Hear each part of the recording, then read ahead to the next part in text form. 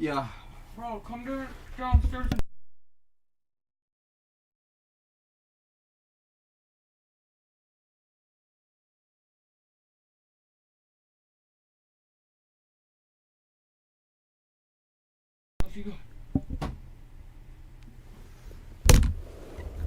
What's up, Kevin?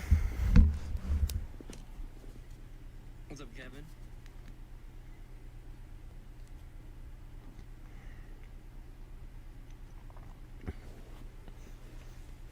Didn't get lightning, but got some thunder. Hey, that's what's up.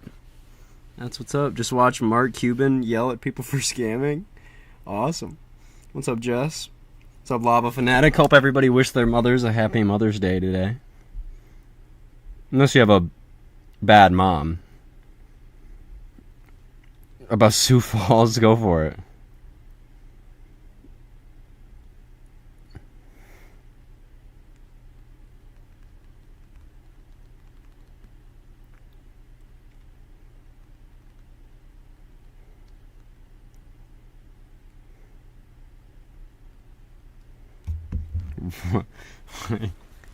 Watching the eclipse. I'm here. I heard that it's good. I've heard around that 43 cooked, and he cooked like a madman. I just want to let everybody pour in. It's so good. Nobody spoil anything, but I just want to let everybody pour in before we get into it. You know what? If people are late, they're late. They had enough time. Let's get into it, baby. Oh, yeah. During the production of this video, there were several major tornado events where thousands of lives were irreparably changed. Stick around to the end of the video for ways to help. How was work? It was work, you know, nothing crazy. Nice. Oh, baby.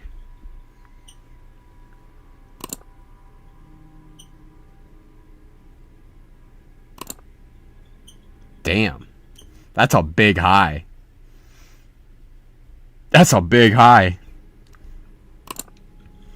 High risk over severe thunderstorms. Damn, he did it. Yeah, he did go the extra mile.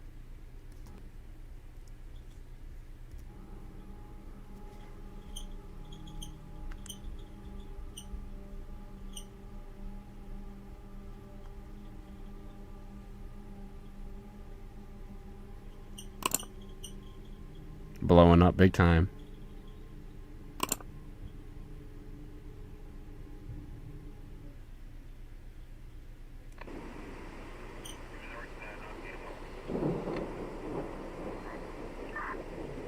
These red lights have been going on for about 10 minutes now. I don't think they're power flashes. Oh, man. I've been seeing what looks like car headlights going around this thing. They've just been making pass after pass in front of me. Over. Oh, man.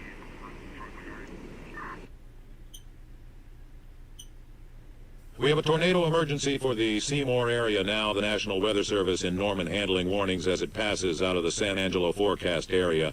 They're saying that this is a life-threatening situation and you could be killed if not underground. Trained weather spotters continuing to report a violent wedge tornado on the... Okay, this is already crazy. I just want to make it abundantly clear. This is already nuts. This is crazy. Ground moving along. This is how you do it. 77. We're getting damage reports from Monday and Goree. Monday is extremely lucky. The tornado passed just south of the most populated areas of town, but rural homes and buildings were faced with total destruction. 2 houses with nothing left but foundations and debris swept clean, large chunks of asphalt missing from roads, as well as grass, crops, and large swaths of dirt ripped from the ground. Goree, it looks like a worst-case scenario was avoided, but the damage reports are still shocking. Within a few blocks of the southern half of town, we're looking at structures that have little trace of ever-existing and granulated debris. One house is missing chunks out of its bolted concrete foundation. Jesus There is Christ. an instance of an exposed basement. What's up, Still 43? waiting for damage assessments out of Beau Martin, but I'm assuming it's a similar story. There was a report from a Knox County Sheriff deputy about seeing what appeared to be car headlights or something producing light rotating around the funnel. That which was is one of the crazy. most frightening things I've ever heard. There That have been was confirmed dope. fatalities, though we're still waiting for an exact number from Knox County Emergency Services. I am very concerned about this situation because of the lack of basements in this part of Texas. Not only that, but it has also engulfed Highway 277 southwest of Seymour and has been moving Seymour's along it for a cooked. couple miles now. So I really hope as many motorists as possible were able to safely evade this tornado or find shelter. Oh my goodness, folks. Please send a prayer for everyone affected and in the path. I hate to say it, folks, but this confirms we have a May 27th, 1997 type of violent tornado on the ground. It's going to be like Gerald, but bigger, yes. The tornado is larger size-wise. I can't stress this enough. To be quite honest, I've never seen anything like this. That report Jeff just brought us about houses swept clean and granulated debris really goes to show how violent this tornado is. As far as comparisons go, Gerald is the closest comparison based on what we've seen so far, but also May 3rd, 1999 in Moore, Oklahoma, which is something you never want to say or see happen again. Seymour, your time is almost up, and if you want to survive this thing, you need to be underground. This is at least an F4, at least 200 mile per hour winds in the funnel, but I suspect it is much, much higher than that just based on these velocity returns alone. Dear God, I've never seen a couplet this pronounced, extremely powerful inbound and outbound winds in this rotation here, including some extremely strong inflow winds and forward flank downdraft just ahead of the tornado. We're still seeing a pronounced debris ball here, which is debris being lofted so high our Doppler is picking it up and mistaking it for heavy rain and hail. That is indicative of a vicious tornado doing damage on the ground. Reminder, a tornado emergency is in effect for Baylor and extreme northwest Archer County until 8:15 p.m. In my years of live coverage, I have never felt such fear for the safety of a town and its residents. You could be killed if not underground. And even if you're in a basement, this tornado will pose a threat to your life. So take precautions by grabbing blankets, mattresses, pillows, anything you can to make yourself as shielded as possible from the outside world. A bike or sports helmet, if you have one, is ideal. Get under heavy furniture. Just take whatever actions you can to save your life.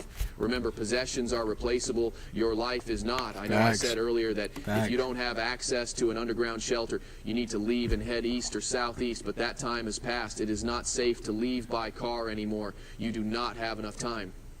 If your neighbor has a basement, go there and they will let you in. And if you can't access an underground shelter anywhere, not a neighbor, business, cellar, you will need to hunker down in an interior room and pray. I don't mean to alarm anyone, but I'm trying to convey the severity of the situation in a way our viewers will understand. Though the situation in Baylor County is perilous, we need to briefly zoom out here and bring you news of other tornado warnings in our area.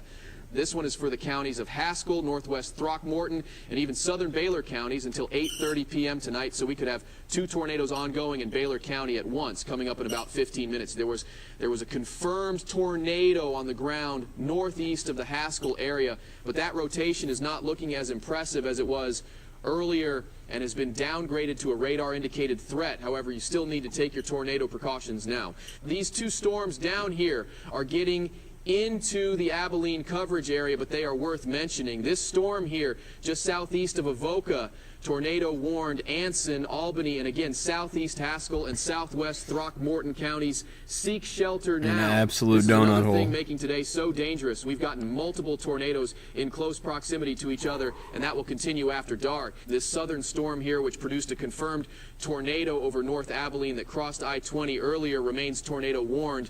But we have received indication that it has lifted. Despite that, remain in your tornado-safe places because they can redevelop quickly on days like this. New scan on the Doppler. So let's pan up to our main threat here. Repeating, an extremely large tornado. This thing is at least a half, 3/4 of a mile wide, while being exceptionally violent, is on the ground ready to track into Seymour. It is rain-wrapped, so you cannot see it, making this situation even worse. Take these last available seconds to get underground or to your shelter now because you are staring down the barrel as we speak. You will not see it coming. Repeating, it is rain-wrapped, and if you see this tornado at all, it is too late. Get underground now. It will bear down on Seymour in a minute or two, and you need to be underground in an interior room to survive. I'm a 9-year veteran at this station, and this is the most dire situation I've ever witnessed. If you're in Seymour... Seymour's been cooked, low-key. Seymour's been cooked. Like, we've been looking at the scan for 7 minutes. Seymour's gone. Seymour's Or fucking anywhere. gone, dude. If you were in Seymour and you weren't in shelter, bro, you're dead. You're In the cooked. path of these tornadoes, just know both I and the thousands of viewers watching in their homes are praying for you and wishing you the best. We'll keep you advised through this unprecedented night, and we'll get you through this the best we can here at News 6. This is truly the worst case scenario. Oh man, Seymour, this is right on top of you now. I really am praying with you here, praying it somehow missed town, Nice. but it didn't. We're looking live at an extremely violent tornado directly impacting a sizable community. I've never seen anything like this. Huge debris ball on radar. This thing is likely throwing houses, cars, Nice. everything tens of thousands of feet into the air. These poor people. It's right. You know, the whole town is in there. There's lives changing. There's people being injured or worse. I'm sorry, I really hope we need to go home. everyone. Where's Joey? He's at the store. He'll Everyone probably in be back Seymour and the soon. surrounding I'll areas pick him is up. able We to need get to to a leave now. substantial No, tornado it's coming right shelter, up the hopefully highway. You'll drive underground. into The it. Seymour Hospital.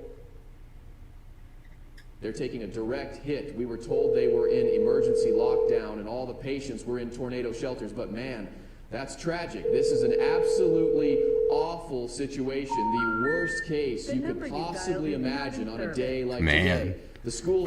This is I creepy, can't man. imagine, The phone has this been on the tornado fritz will lately. I'm continue on sure its he's current heading fine. northeast We need to leave along as soon as Highway we safely 183 can. until it goes into What are you Mabel, gonna do if where something did 183 happen? turns back into Just pray 277. to God Thankfully, everything's the fine. area to the northeast of Seymour isn't densely populated. It's a lot of ranch land, but there are still residents that need warning. Mabel. Oh, that's creepy.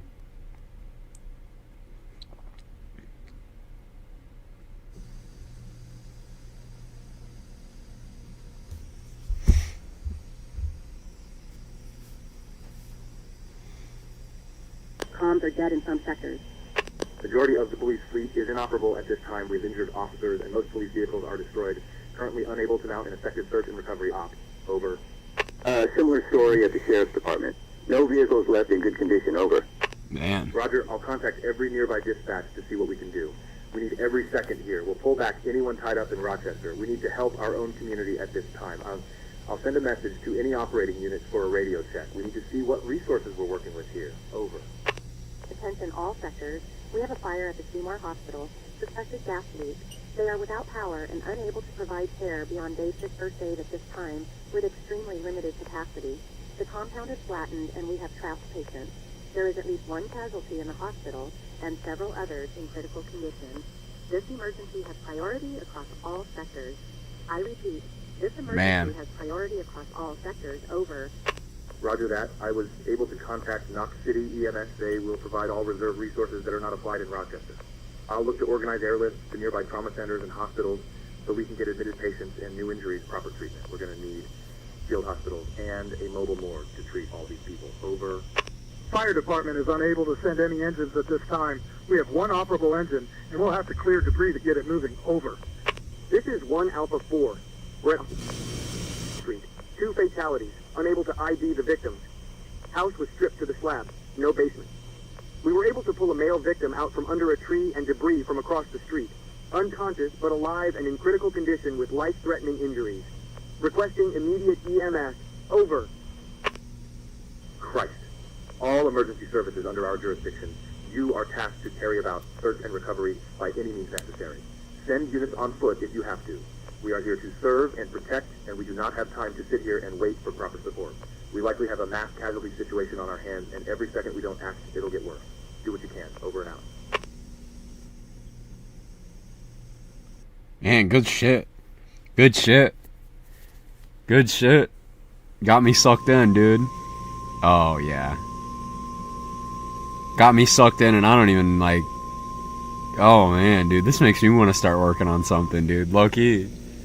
The following message is transmitted at the Hell request yeah. of the Texas Division of Emergency Management. Damage from a tornado earlier had left several communities in the counties of Knox and Baylor devastated, including the cities of Green, Palmerton, and Seymour, with areas being unrecognizably destroyed. Avoid travel in these areas, as damage to infrastructure and debris blocking roadways have rendered most routes impassable. In addition, hazards such as power lines and leaking gas will create a dangerous threat to life and safety. Roads should be kept clear for emergency services. If you are outside these communities and have a loved one or someone affected by the tornado, do not assist them at this time. If you are trapped or in need of assistance, do not move from your present location. Emergency responders are on scene and providing aid to the best of their ability. The Texas National Guard is also en route to assist those in need. Here is a list of roads closed to all except emergency responders and local traffic. These roads will be closed until further notice. U.S. Highway 82 eastbound past Red Springs. U.S. Highway 183 northbound into Seymour. In addition to these closures, State Highway 114 will have restricted access through a checkpoint set up at the U.S. Highway 283 interchange in southeast Seymour. Please avoid making phone calls, including dialing 911, as telephone lines must be kept open for emergency use only.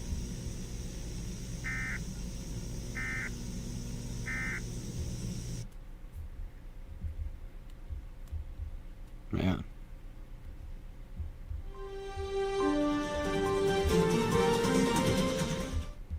This morning, we have a somber story to bring you. Several communities in the quiet grasslands of West Texas are left devastated following a series of deadly tornadoes which struck last night. There have been at least 16 confirmed tornadoes across Texas and Oklahoma, and that number is expected to rise in the coming days as surveyors inspect the damage left in their wake. The worst damage is in the town of Seymour, with a population just under 3,000, where there is nothing left standing. It took a direct hit from a tornado, measured to have the strongest wind speeds ever recorded. Some of the scenes we are seeing are absolutely horrific and disturbing. The storm was so powerful it tore trenches in the ground, reduced solid brick buildings to a fine powder, and ripped plumbing out of homes. As a courtesy to our viewers, this next quote contains descriptions which may upset. Yo, that's kind of crazy. Down there, dude, it's all like accurate for the time. Some viewer discretion is advised. There are God knows how many people trapped under rubble, said the director of the Baylor County Emergency Management Agency. We've been pulling people out all night, and there's still so many more. Bodies are in the streets, left unrecognizable. I mean, I saw what? Redeem a cookie that I will mail to you. I've never seen anything so grim. It's like the town was dug up and all evidence of it existing was shredded. Awful, awful situation. Texas Governor Rick Perry has declared a state of emergency in several counties in northwest Texas and has mobilized 2,000 National Guard troops to maintain this looks sick. order and help with the relief efforts. Local authorities are working with FEMA and other federal agencies sick. to the best of their ability. In This the looks midst of very the real. tragedy, the community is coming together. Friends from around Texas and the nation are pouring in to help. You can help by donating to your local Red Cross or by following the instructions on our website, www.cnn.com. President Bush spoke on the matter earlier this morning, and we will bring you that message now. When I woke up this morning, I heard the story of an incredible tragedy. My home state of Texas, where I lived and grew up, was ravaged by the indiscriminate fury of nature. During the afternoon and evening, a series of devastating tornadoes impacted our fellow good, undeserving Americans. What the? But this is real as fuck. They were gathered in their living rooms, eating dinner with their families, in their cars, while the kids played outside. But it didn't matter, as the skies turned dark and the thunder rolled in. What I have heard from emergency responders is abhorrent and unfortunately all too familiar. Towns full of normal people, just like you and I, have been completely destroyed. Families have been changed forever. Prized possessions have been lost in an instant.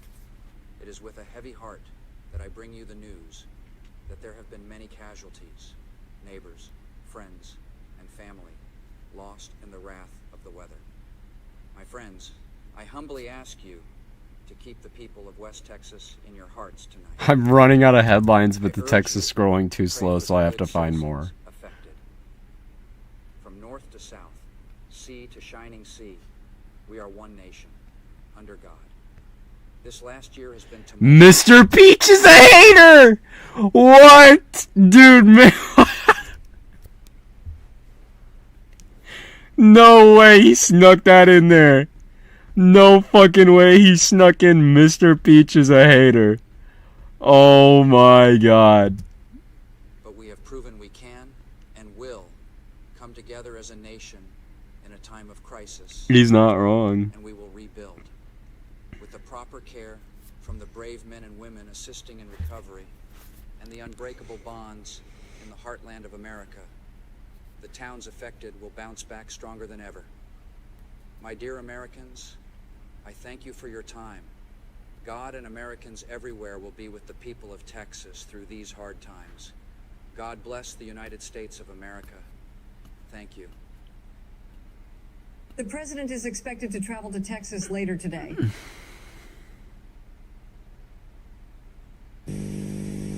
Damn, bro. Clean.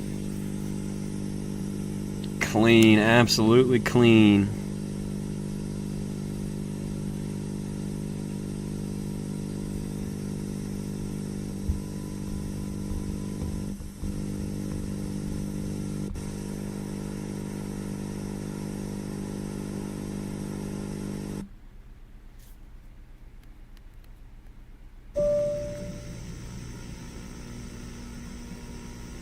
Yo, what are we doing here?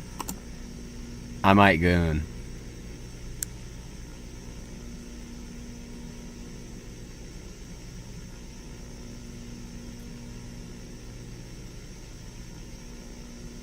Producing over 20 tornadoes? Jesus Christ.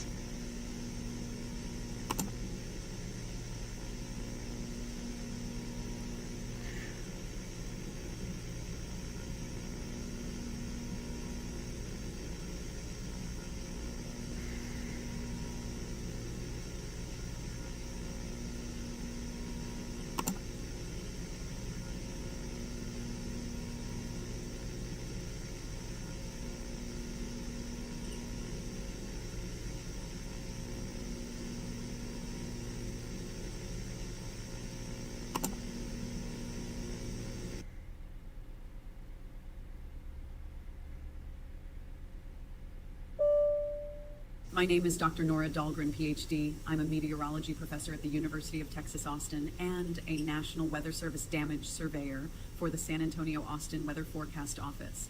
I am part of a team of some of the top researchers in my field assigned to investigate strange phenomena observed in a recent major tornado event.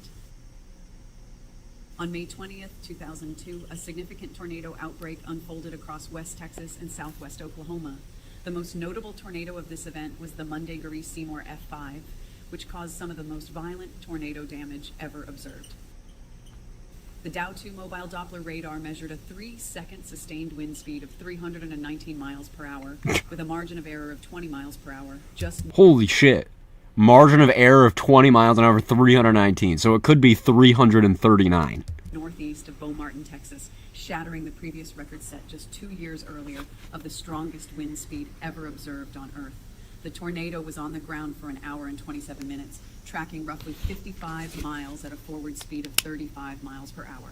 The parent supercell lasted for several hours and produced 8 significant tornadoes of F2 strength or higher and several other weaker, shorter-lived tornadoes, including an F2 over Wichita Falls later in the night, which was the last tornado before the storm dissipated while crossing into Oklahoma.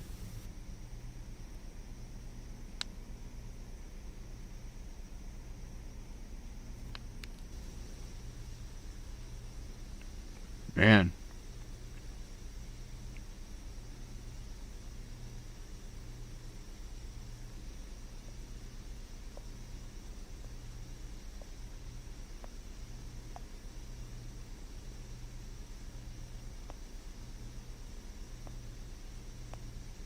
The Seymour tornado reached a peak width of 1.7 miles wide and exhibited violent multiple vortex characteristics for most of its life.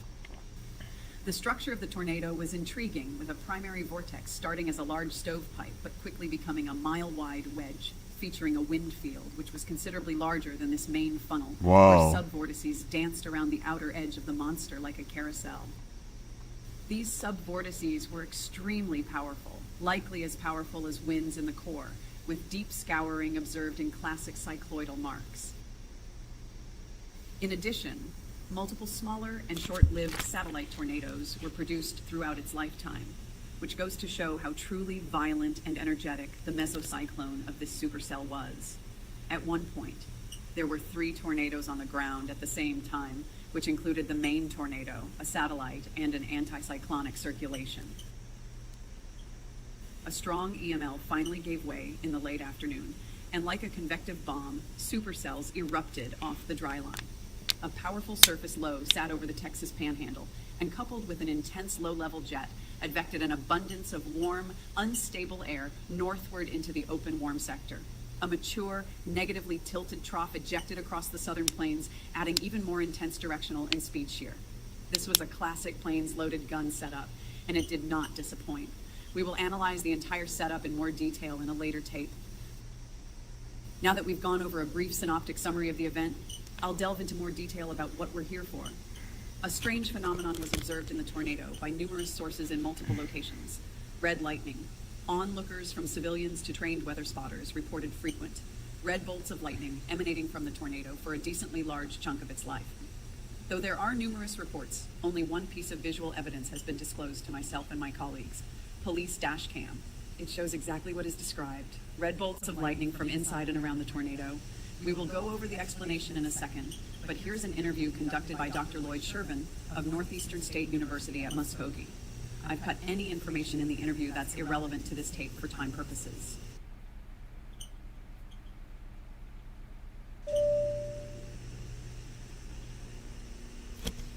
All right, if there are no other concerns, we can continue the interview. What is your name, sir? Jeff Greer. And where were you during the tornado? I was in my house in Seymour when the tornado hit. It hit me dead on, and I didn't have a basement. I was thrown and broke both my legs. I was dragged along the ground and was wedged under a snapped tree. My clothes were torn off, and I was covered in mud. I don't know how I survived. I think I would have been killed if that tree didn't stop me. I'm sorry. Yeah, I got really lucky. So, you claim to have seen the red lightning within the Seymour tornado. Can you explain what you saw? Well, I never really saw it coming. I knew there were going to be storms, but I didn't know it was going to be as bad as it was. My wife and son were in Wichita Falls visiting family at the time this all happened. And it's a miracle they were when this happened. All ties I turned in. on the news when I heard the sirens for the first time. Happy A little birthday, after that, it Kaiju. started hailing. Big time. I Little think they late, said but it was happy over birthday. Baseball-sized in Seymour, and I believe it. There was so much it looked like it snowed. It kept raining too, and the thunder and lightning. The thunder was so loud, and it was constant. Everybody give my man a happy birthday. The sky was white. There were no breaks in either. I've never seen anything like it. I didn't have a basement, and the guy on the news told me my only option was to leave by car. But that's kind of hard when your entire windshield is smashed by massive hail. I never saw the tornado. I remember looking out to where it was coming from and seeing nothing, just rain and mist. That's when the red lightning started. It was dim at first, but it got brighter and What's up, brighter Gray? every minute. It too was constant, but it stood out from the white lightning. It was like a light show in the sky, like fireworks show or a club with all the strobe lights. These deep red bolts just shot across the sky and turned everything blood red. I remember it got windy all of a sudden, really windy. There was dust flying everywhere. It was caked against the window I was looking out. There were tree branches everywhere, but this wasn't even the tornado yet, however. I didn't know that at the time, and I'm glad I took shelter when I did. This is when the power went out. I don't have a basement, and nobody around me did either, so I barricaded myself in the bathroom and covered myself with a table and mattress. I was scared, man. The way the meteorologist talked about it freaked me out. He was saying some scary stuff about what they were expecting. I've been through my fair share of tornado warnings, sure, who around here hasn't? But this was different, I could tell. I could hear the fear in his voice. I was in my bathtub praying for my life, and this ominous and foreboding rumble began to overtake every other sound. The ground shook. It felt like an earthquake. It was the loudest sound I ever heard. Wood creaked, wind howled deafeningly, and I heard this deafening chainsaw-like sound. That's the best way to describe it. I've heard tornadoes are like freight trains, but this was different. I can't even begin to describe what I heard. Just thinking about it now gives me anxiety. The last thing I remember before blacking out was a window breaking. I was found unconscious, pinned under a snapped tree, naked and covered in mud. The tornado ripped my clothes off as it pulled me from my house. My left leg was shattered by debris, and my right shin was irreparably destroyed. Something hit it and blew the bone to bits. They had to amputate my right leg below the knee. Oh, shit. Nothing was left of my entire neighborhood. My house had 0 walls standing, and the slab it's built on had chunks ripped out. Because of head trauma, I don't remember anything from the tornado to 4 days after, but apparently I was awake and conscious, just nonverbal and in critical condition. I'm so thankful for the doctors who saved my life. Nothing has been the same since that day. I'm sorry. You didn't need to know my life story. You just wanted to know about the lights. That's an incredible story. Very moving, Mr. Greer. Your perseverance is inspiring. I'm glad you told me in such detail. Your story provides crucial information to us reporting on this event. No problem, sir. I'm sorry I can't elaborate much more on how the lights look. They were just cracks of red lightning that turned the sky red, and they came from the direction of the tornado. I don't know how to describe it much better. No worries. That is incredibly valuable information. The tornado was wrapped in rain, so it was hard for anyone to see.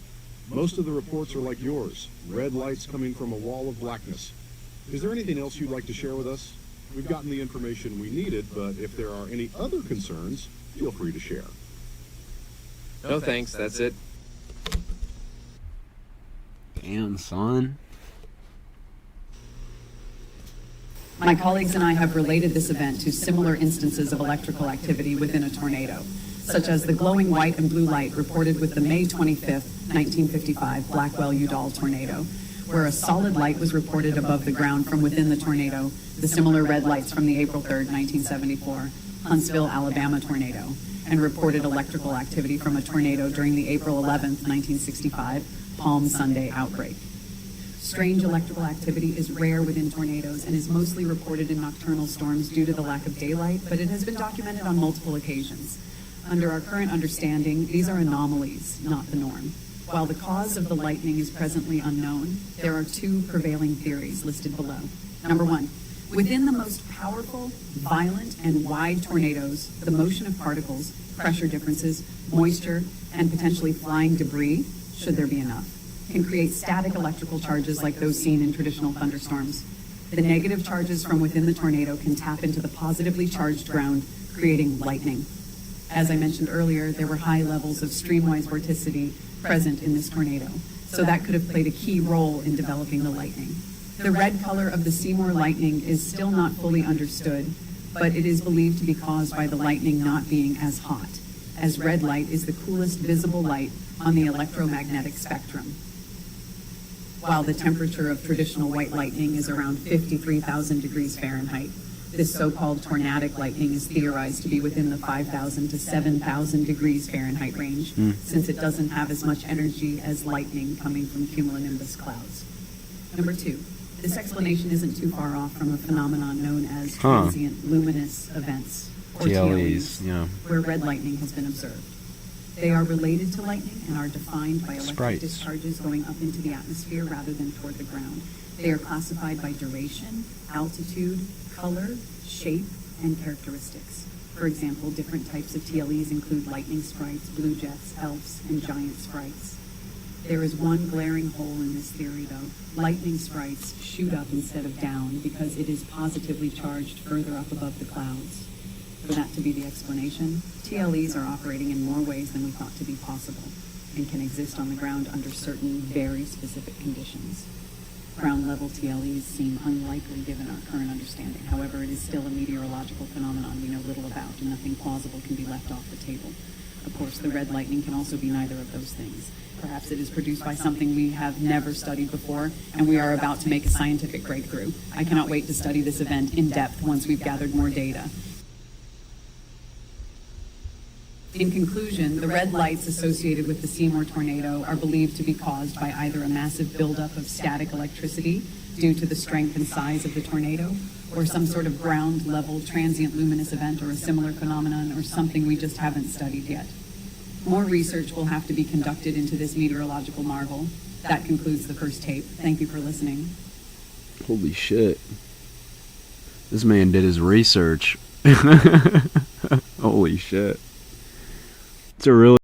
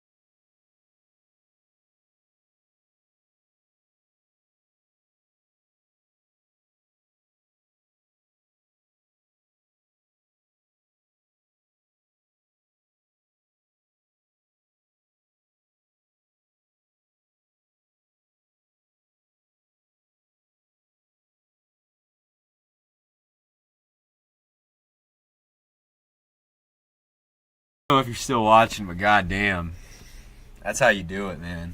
That's how you do it. Wow. There's not a lot of scenarios that focus on the after, you know what I mean? Like, if it's just the effects that will be there,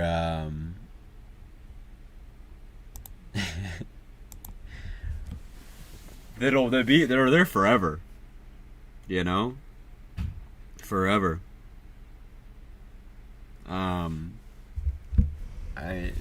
Forever. You know, I have areas in the southern chunk of my county that, though, have fully recovered in terms of, you know, since the 60s from Palm Sunday. They've fully recovered, you know, in terms of people, you know, all that. There's new people. It's been almost 50 years, you know. But it's been over 50 years, but you know, the people are still messed up, man. Like, a lot of those old people are terrified of tornadoes. I mean, the scars run deep, you know, and they will forever, you know. So it's just weird because it's not usually he kind of went in with the and it, you know, some people might think it's gruesome, you know, in that section where the victim's talking about how you get his leg amputated, but that's just the nature of tornado injuries, man. I mean, they are bad. They are bad. Like, you know, not to get graphic or anything, but it is certainly the worst. It's definitely in the top 10 worst ways to die is in a tornado. It's incredibly gruesome, and it's just how it is, dude. Like, it's bad. Tornadoes are bad. Like, tornado injuries are very bad. A lot of people lose limbs, and oh gosh. I mean, it you know, it doesn't need to be said, but you know, I don't got to go into detail. You can imagine, but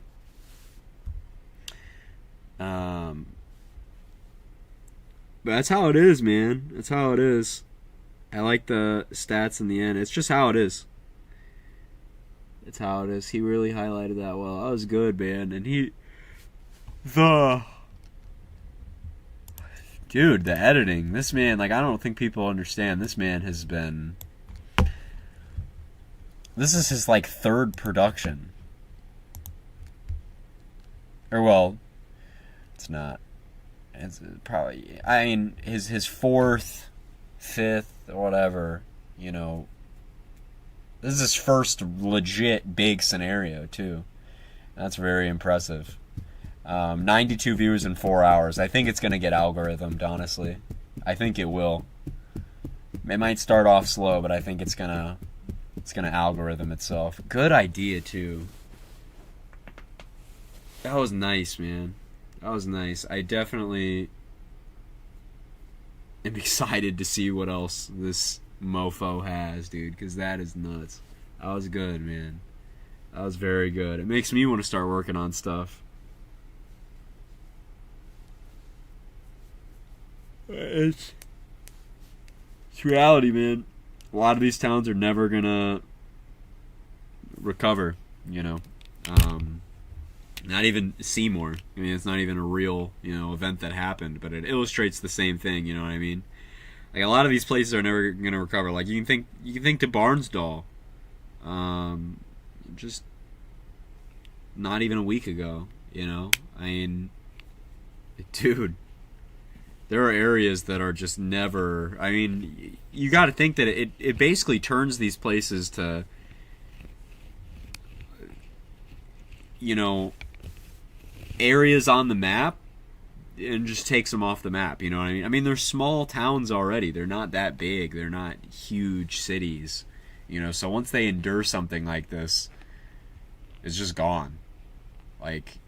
And it's hard to even come back, because once you destroy historical buildings or historical art within your town, or all the mom and pop shops, all the restaurants, all that kind of stuff, you have no soul anymore. You know, your city's gone. Like, you know, because it's not just the buildings, it's the art, it's the history, and if you also completely eliminate the ability for the economy to recover in your city, it's just gone. People move. People go away. You know, people just leave. That's what we've seen from all these places, you know. Mayfield, you know, Rolling Fork. Smithville, to this day, is one of the worst examples. They almost got their... They literally had... The people of Smithville had to fight to keep their town as a designated place on the census, because it was so irreparably damaged. Like, there's very few people left. I mean, Manchester, Gray brought this up earlier, Manchester doesn't exist anymore. Like, I mean, there's a house or two scattered apart, but it's gone. It's gone, you know. A lot of these places don't recover. And you know, it's tough, but it's how it is, and it's gonna keep happening. That's the thing. It's gonna happen until the end of time, you know. It's kind of like, you know.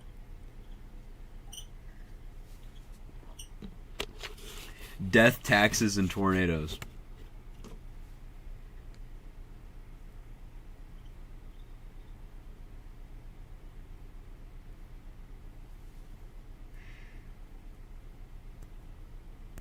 It was good stuff, man. That was really good. Hope everybody wish their moms, if they have them, happy Mother's Day. Wish somebody happy Mother's Day. Yeah, I feel bad for Clem Schultz, man, because his wife died, dude. I mean, it's like, dude, man, get a new camcorder for Storm Video, good stuff. It's looking like we might have an active stretch coming up, you know, in the Central Plains. Like, there's not really exact specifics right now, but you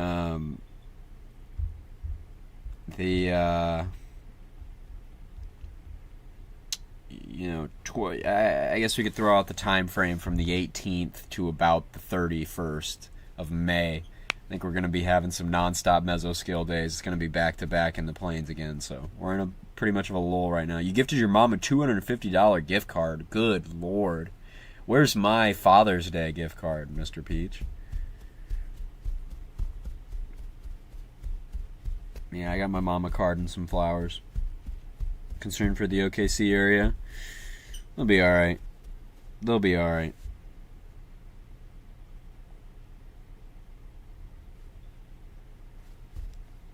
They'll be alright, you know. I mean, they're incredibly resilient.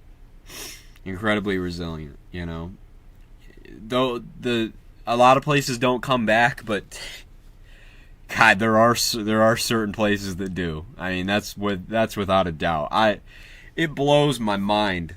I mean, more has come back every single time without fault, to the point where a couple years later it doesn't even look like anything happened. Like, you'll go through more today, and if you don't know its history, you have no idea. You have no clue what happened. There's not missing slabs everywhere either. I mean, it is incredibly valuable land, and I honestly am not too sure why. I think that maybe the people are that's just life, you know. But it's incredibly.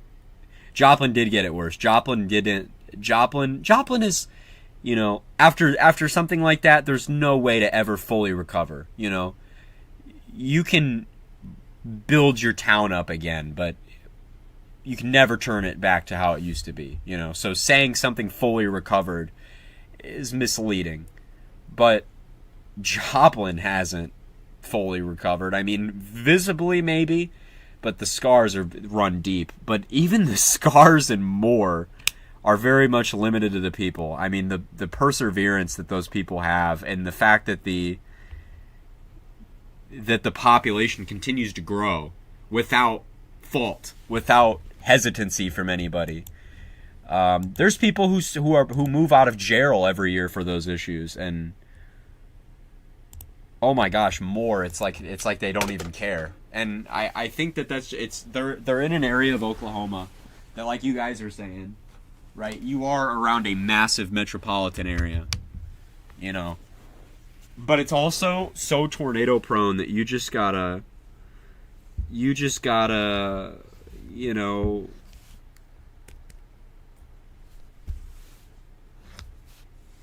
you just deal with it. I mean, that's just life. You just deal with it. And I think a lot of we got to think that there are some people and more who have done the whole F5 slab your house thing twice, and have, not to mention, you know, all the other tornadoes they could have gone through, all the other times. I mean, those people are, dude, I think it's just life, and they just learn to. It's unfortunate, but it's nature. It's just a thing that you have to respect. I think that that's just kind of what happens. You either learn to respect it or you learn to fear it, you know.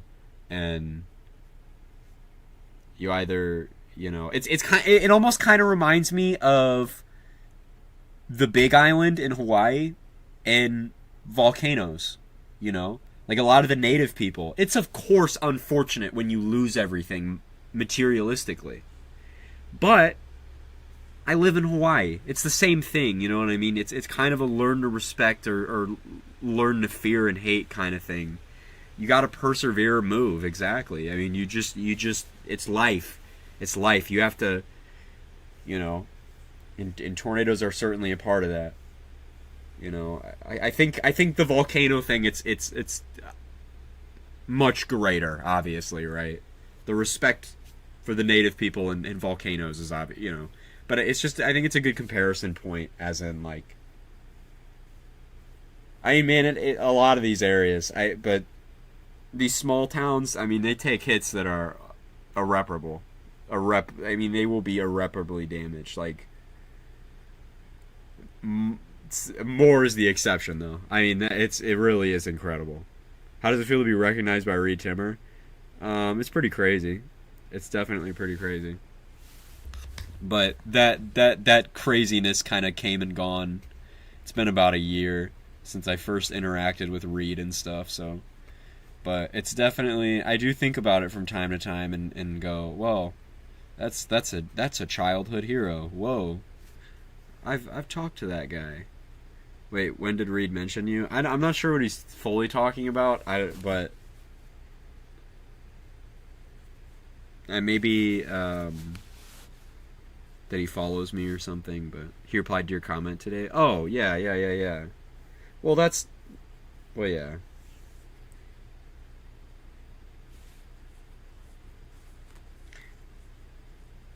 Yeah, they did. That's a good way to put it. There's not much economic clout. Can't do it. They can't do it. If you're not a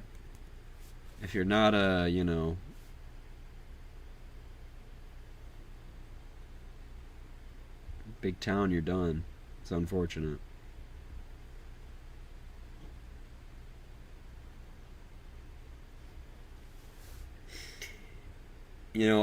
What's pretty crazy is with the Elkhorn stuff is those were all new developments, and the construction quality that was revealed by the tornado is abhorrent. Like, are you serious? Like, a completely swept away home in a new development in the western portions of Omaha got an EF2 rating, and it was completely swept away because it wasn't even anchored to the foundation. What?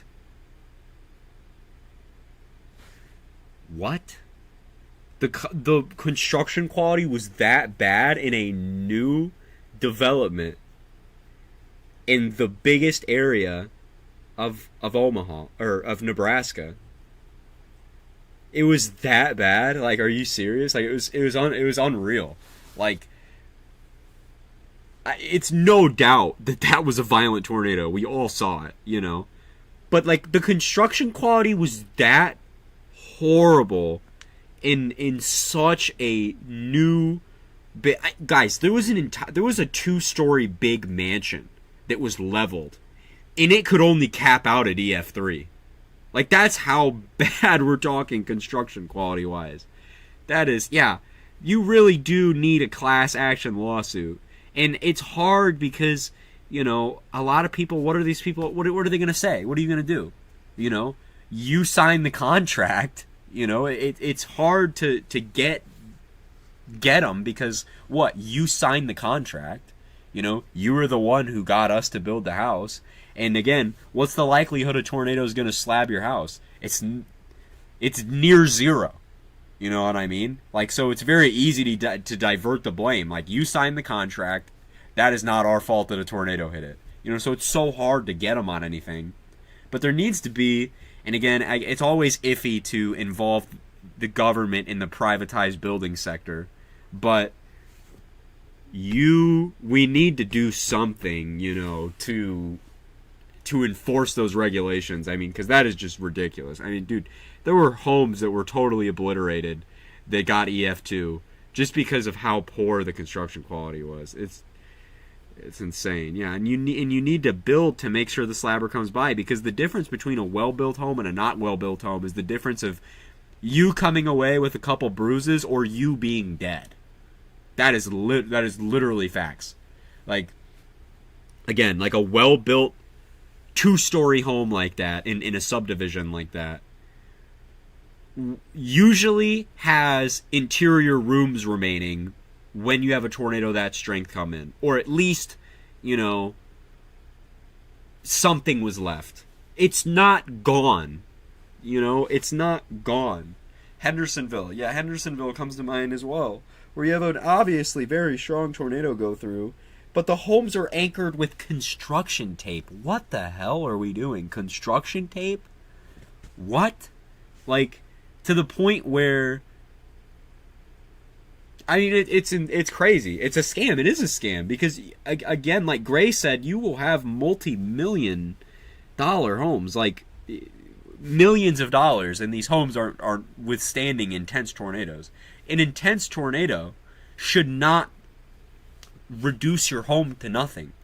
There should still be interior rooms left, but the corners are cut so much.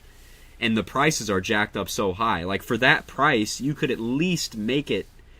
Again, and that's not... Guys, it does not cost that... The price that they're charging for homes is not how much it even costs to make it, especially with how much they're cutting corners. You could build an incredibly well-built structure and have a significantly lower price than they have already. They just don't want to. It's crazy. Yeah, they don't think, they're not going to think about the bigger picture. And that's what I was saying earlier, is it's hard to sue or anything, because at the end of the day, who signed the contract and what's the likelihood a tornado is going to come by? I still think that you should be held to a good construction quality when you build a house, because even the longevity of your house is going to matter too. Like, a house that's barely anchored to its foundation and everything is not going to last the test of time either. It's not going to be a permanent home. A lot of structures are not a... Man. And, it might not be in our lifetime, but every chunk of land in that kind of area, it's inevitable at some point. And I stand on that. I do believe that. Whether it happens in our lifetime or not, there's a chunk of land all in these... The land in all of these tornado-prone areas has its time eventually, everywhere. Even if it's by an F0, F1, F2, right? But if you have shit construction quality with a weakly anchored home, again, a weakly anchored home in an EF2 will be removed from its foundation. It won't be like granulated, but the entire home will be pushed off its foundation. We saw that in so many tornadoes. Like, it was really prevalent in Parkersburg, because you had areas that were outside of the EF5 swath that were completely pushed off their foundation, but they didn't experience winds over EF2 intensity. Or, I mean, I think Noonan's a good example too. You had homes that were just thrown off their foundation and just poof, crumbled, in areas that arguably didn't experience that intense of tornado winds, but, I mean... Yeah, your luck runs out. Luck runs out eventually. You don't want to be you just want to have a well-built home. Tornadoes aside, dude. You just want to have a home that is going to withstand nature. That's what it's for. And if it's not even anchored to the point where minor flooding could remove it off of its foundation, if EF2 wind speeds can, a foot of water would be catastrophic. It would send these homes down the street, okay? Like, you can't... It doesn't take much more time or money. It's just... Man. Yeah, because, I mean, it's true, Dante. You probably would... If you live in one of those structures, you probably would be safer in a Walmart bathroom than you would in something like that. It's just wild.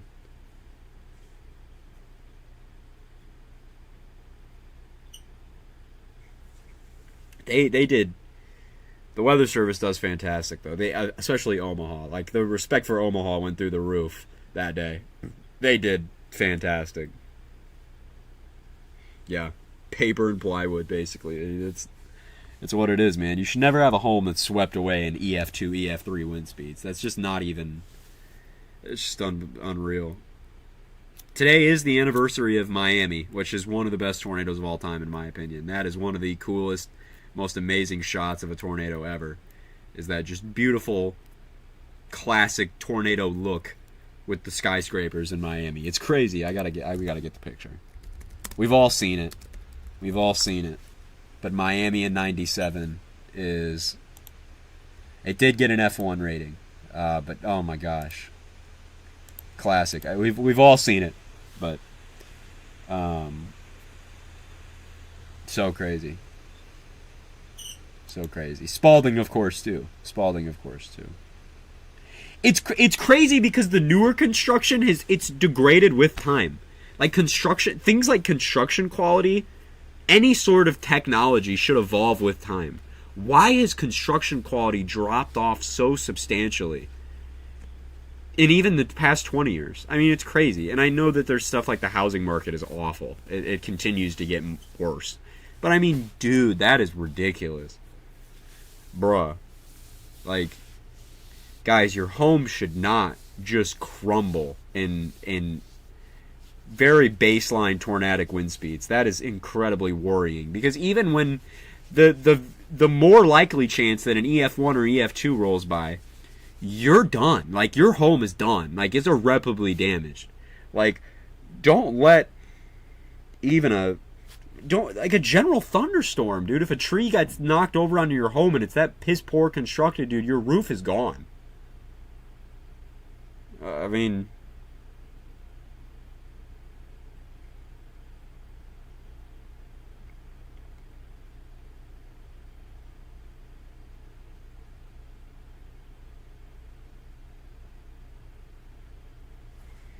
that's also true, you know. But you know, you never want to have to replace both. You know, you never want to have to replace a home either.